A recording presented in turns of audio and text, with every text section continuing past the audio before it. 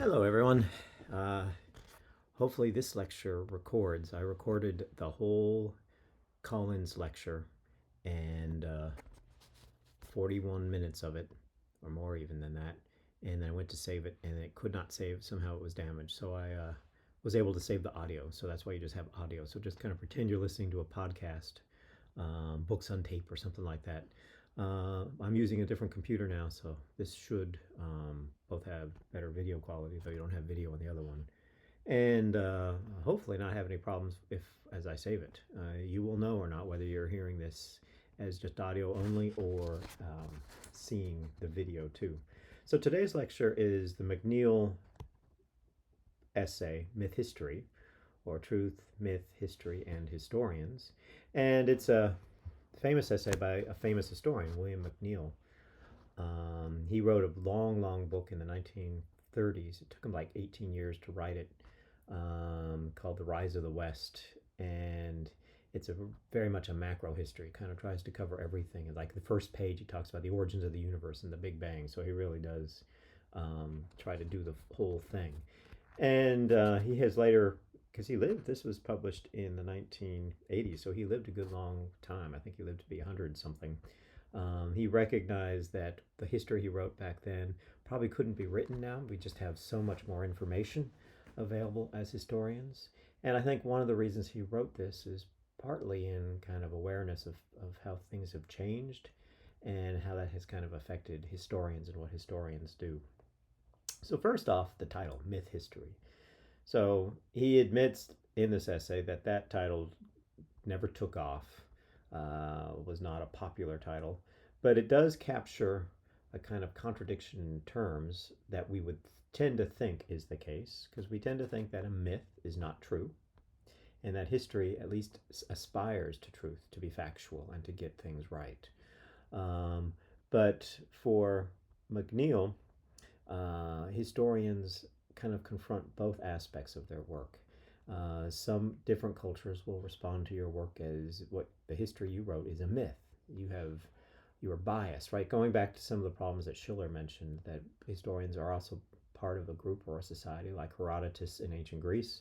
And Leopold von Ranke came in and said Herodotus's history of the Persian Wars is partly myth, right? Because he exaggerated the accomplishments of the Greeks.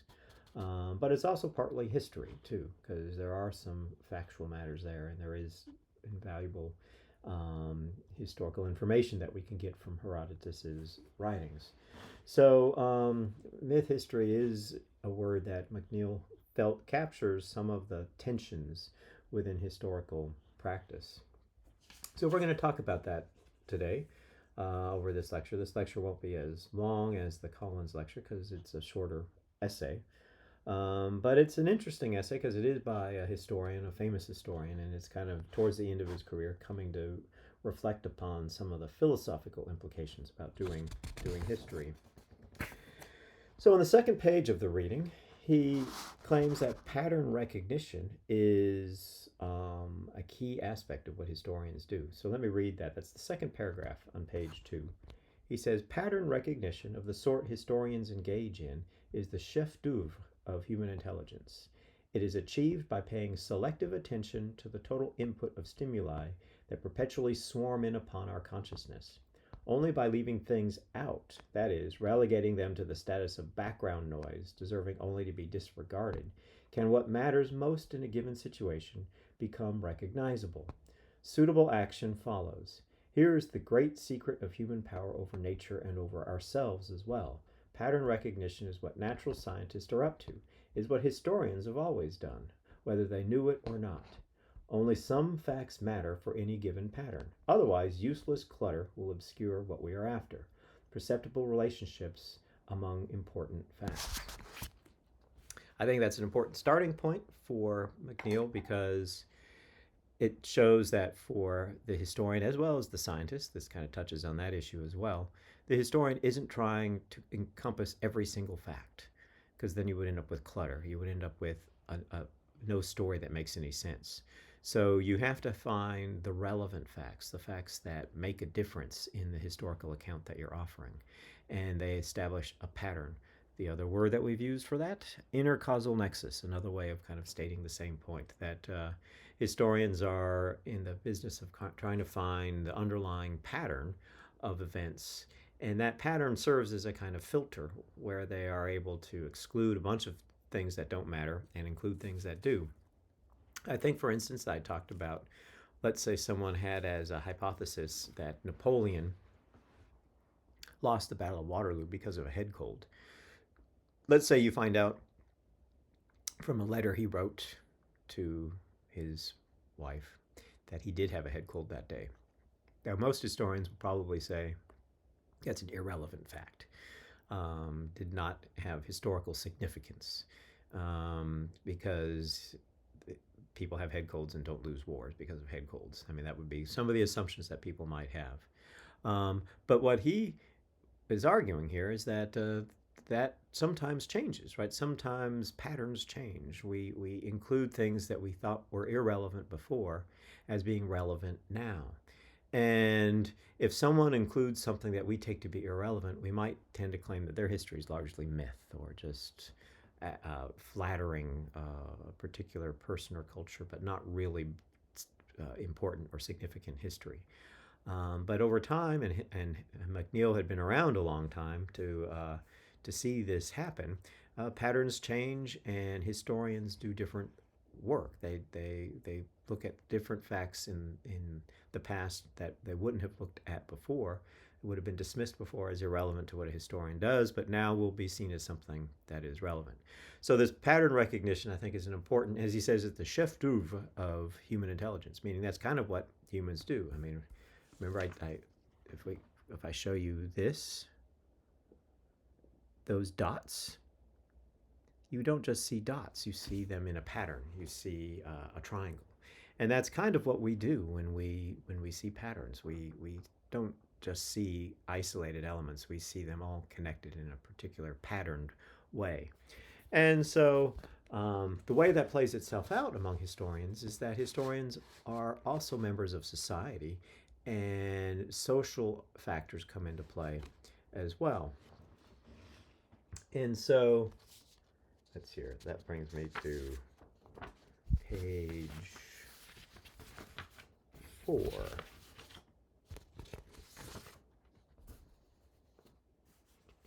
So one of the things he's been talking about in pages 2 and 3 is that in the 1980s, this was a period of time when you had what was called postmodernism. You had in what was called the Sokol affair. It was a guy who was a physicist who wrote a gibberish article that made no sense really, but it used fancy words and it sounded like it made sense. So it kind of sounded like, I don't know, a hallucinating ChatGPT. But it sounded profound, even though no one knew what it meant. So he sent it off to be published, and it actually got published. And so this was part of the kind of, there was a culture wars and science wars in the 1980s, and there was all this sort of critique of kind of history and philosophy and English literature as being kind of smitten by a kind of relativism and a dismissal of truth.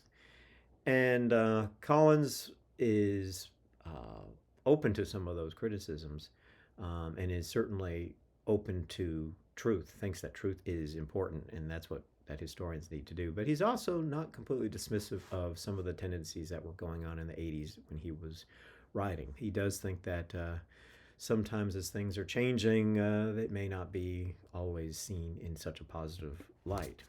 So with that in mind, after he's gone through some of those examples, in the second paragraph on page 4, he says, "The liberal faith, of course, holds that in a free marketplace of ideas, truth will eventually prevail. I am not ready to abandon that faith, however dismaying our present confusion may be.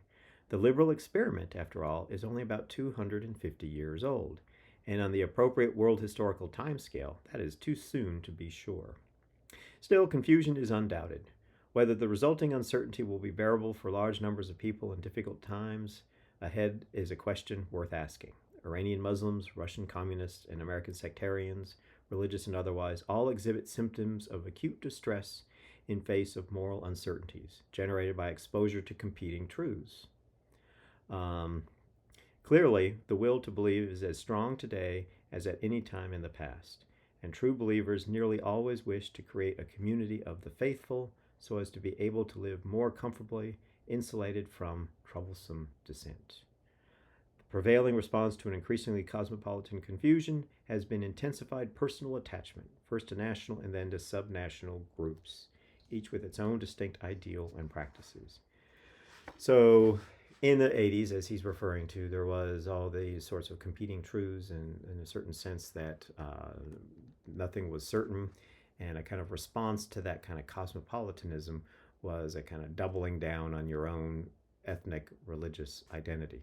So interesting, almost 40 years later, and you still have similar concerns being waged by people who talk about um, the relativism of today, that people deny truth, and so on and so forth.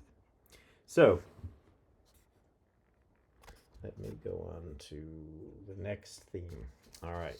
So, the next theme that I want to talk about is, speaking of being in a human group, we're all in human groups. And as he says, the very bottom, page 5, we all like to be flattered. So, he says, all human groups like to be flattered. Historians are therefore under perpetual temptation to conform to expectation by portraying the people they write about as they wish to be.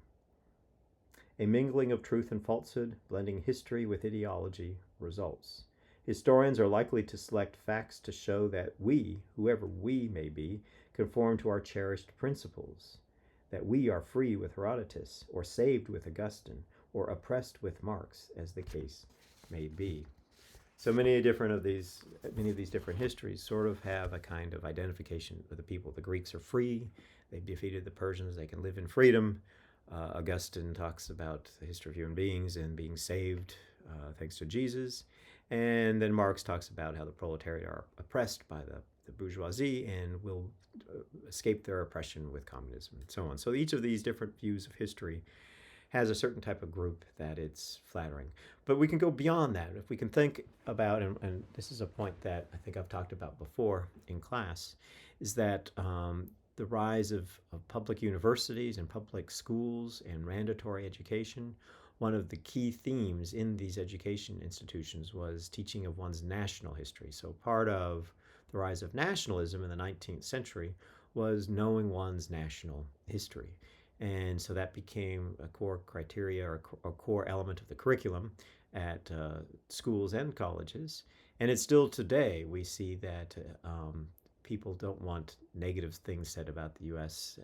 as it's disparaging or making people feel bad about their own country. And so we shouldn't do that in history. So that's this knows we need to flatter the group that the main group that's reading our work. So if we're an American historian publishing in American journals or in American books for an American audience, we need to be careful. And I'll get to this point at the end. We need to, on the one hand, flatter them, which to some extent may result in myth. Right? I've given the example before of George Washington not telling a lie when he was asked about cutting down his cherry tree. There would be an example of a myth. But underlying the myth is a certain kind of glorification of Washington, what he stood for, and how he changed or represented a change from previous traditions. So sometimes myths are not always bad. It could have inspired a kid, because I was a kid who did that, report on George Washington, say, oh, I should tell the truth if my mom asked me if I did something. And those kinds of lessons could be drawn from, and important lessons drawn from these types of myths. So myths aren't always bad, McNeill goes on to say. But if they are in support of an us versus them mentality, which he goes on to talk about, then it can be problematic. And that is a tendency with respect to sort of national histories. I talked before about the time I went to Hiroshima, and I went to the museum, the Atomic Bomb Museum in Hiroshima. And the first room you go into is a big room that kind of has a circular room, and across the wall is a timeline of events from the breakout of the war and leading up to the actual bombing, and the pictures of the consequences of the bomb on Hiroshima. And interestingly, it tries to be fair, but it does not kind of go into the Japanese fault, or that it's the Japanese fault that they got bombed. But it also doesn't go out and say that the U.S. was evil by dropping the bomb either. So it does try to temper what it says to not offend any of the various people who are there. So in some ways, it tries to really flatter all comers, because it probably, the museum person was probably aware that people from all over the world would likely come to that museum. But you'll still see that in various histories, I think in Japanese histories, for instance, they won't often talk about the sex slaves that Korean women were during World War II, or may not talk about the rapes of Nanking and some of the other conflicts. And similarly, we might not talk about things. There might not be much discussion of the McCarthy era or other parts in our history that we tend to kind of move past, or even slavery. We'll kind of move quickly past slavery and think about other things. So, with that in mind, moving on to key point about this. This is where the myth history comes in again. He says, historians respond to this sort of market by expressing varying degrees of commitment to and detachment from the causes they chronicle, and by infusing various degrees of emotional intensity into their pages through particular choices of words. Truth, persuasiveness, intelligibility rest far more on this level of the historian's art than on source criticism. But, as I said at the beginning, one person's truth is another's myth, and the fact that a group of people accepts a given version of the past does not make that version any truer for outsiders. So again, there's this kind of insider versus outsider view of history, that as the person telling the history, we tend to often speak to our in-group. We're part of which we're part. American would probably say things that are more favorable to Americans as the sort of in-group. And the out-groups, the non-Americans, I don't imagine someone who's doing a history of the Middle East, you can imagine how that could have very different historical tellings. Someone from Gaza, or a Palestinian who's telling the history of that region and their people in that region, it may read very differently from a history told by an Israeli Jew, or even an American who goes over and does research.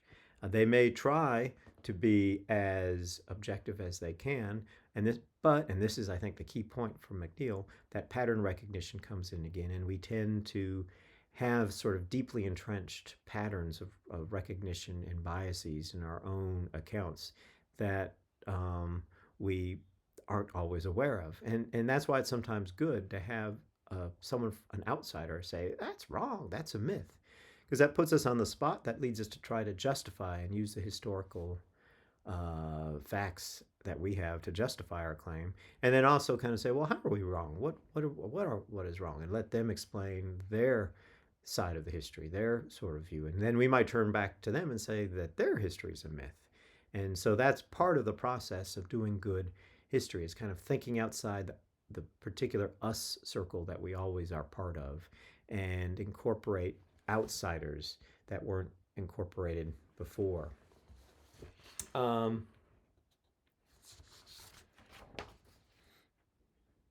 So on page 7, he says, next to last paragraph, he says, historians, by helping to define us and them, play a considerable part in focusing love and hate through two principal cements of collective behavior known to humanity. But myth-making for rival groups has become a dangerous game in the atomic age, and we may well ask whether there is any alternative open to us.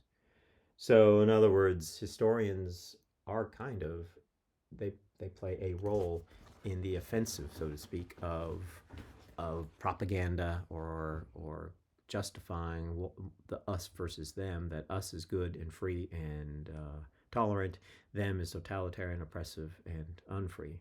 So Russia in the 1980s, it was Russia. It's still today, it's somewhat Russia, though it's not communist today, but it's still, we could have a tendency as Americans to say it's a totalitarian, autocratic, not many freedoms, and from our perspective, that's bad.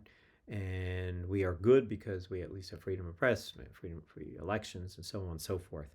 But someone might, from outsider, might say, well, you're kind of mythical about your own situation too. Things are not quite as rosy as you say. So, but we have to be careful with that. And that's going to be one of the last things I talk about when we get here is that we have to kind of thread a needle as historians. Historians need to thread a needle. Um, as he says at the bottom of page 7, a wise historian will not denigrate intense attachment to small groups. That is essential to personal happiness. So that's part of what we are as human beings is have intense attachments to small groups, and that's simply something that is part of human nature, part of our own pattern recognition. So we're going to recognize things that are favorable to our in group, our us group, and tend to, if not disparage, at least not see as relevant or needing to be accounted for facts that are outsiders. But this now leads to thinking about history, because remember McNeill started writing history, I think in the 1920s or early 30s. And the historical profession was very different from then than it is in the 1980s, and even more so today. We now have women's history, African American history. We now do histories of peoples that in the past were generally thought not to really matter, not to be relevant to a full historical account.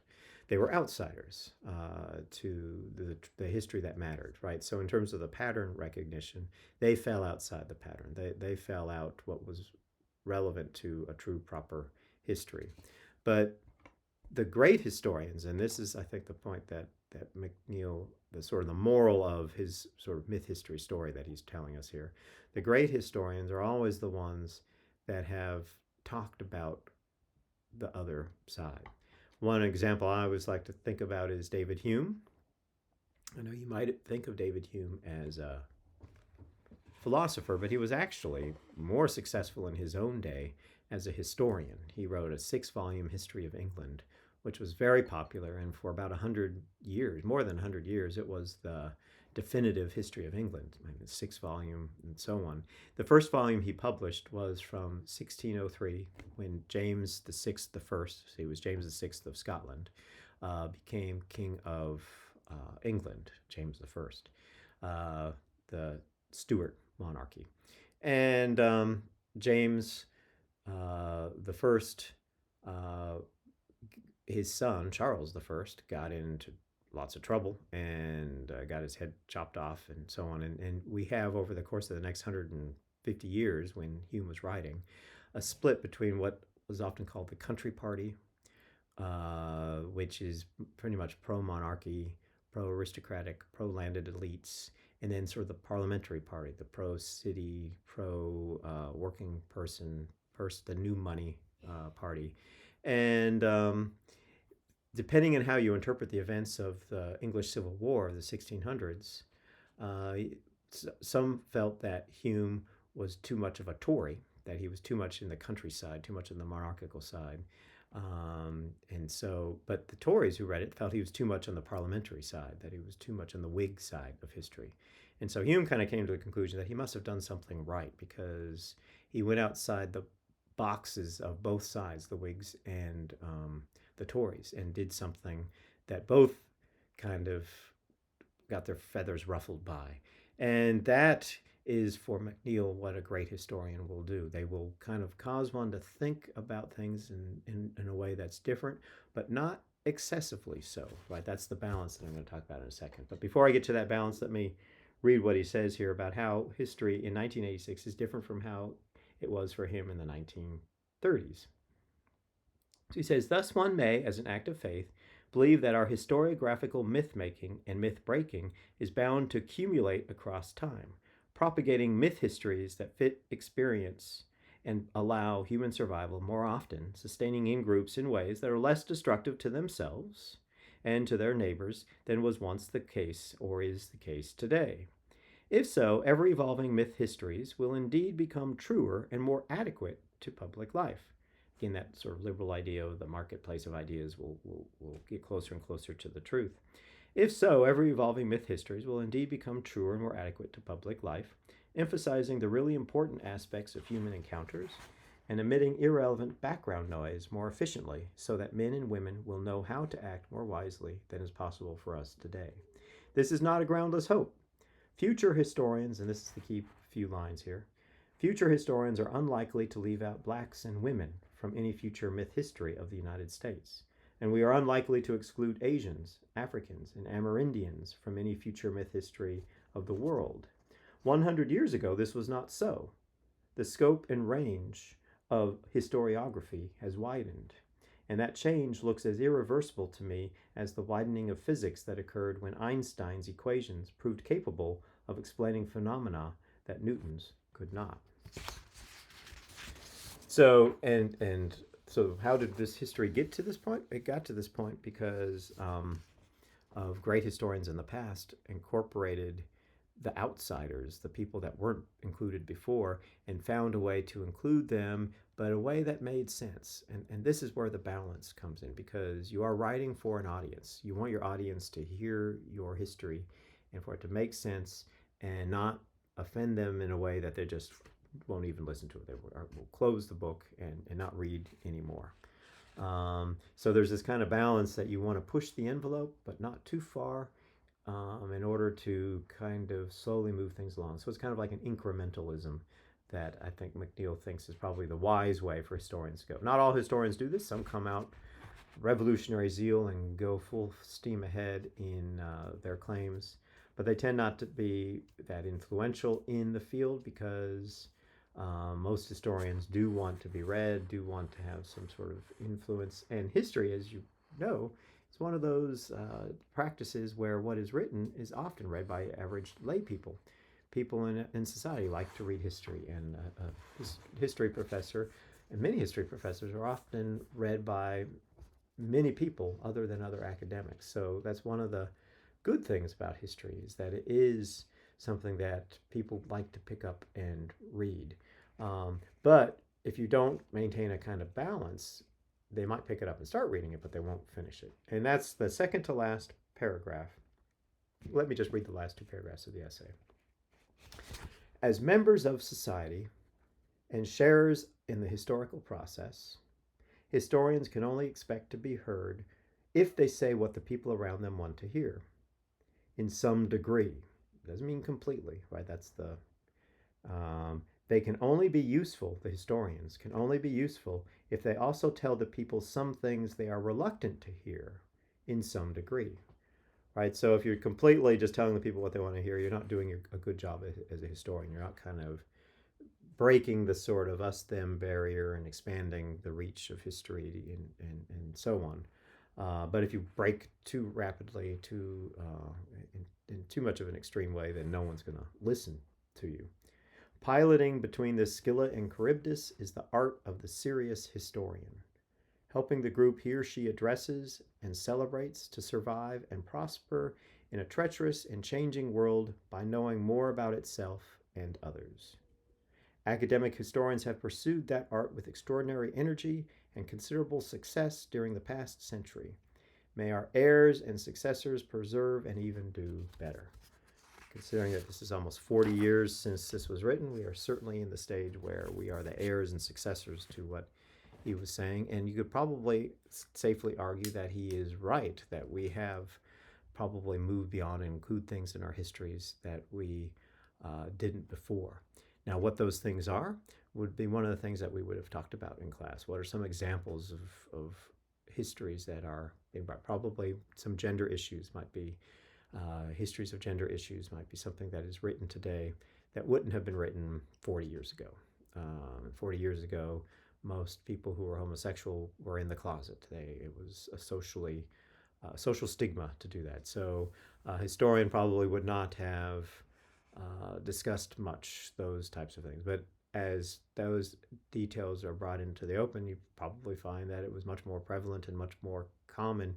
In fact, James VI, James I, who I mentioned earlier, was widely known to have had male affairs, affairs with men that were brought to his place. So that would probably not have been appropriate history. People would have just like been, oh, that's too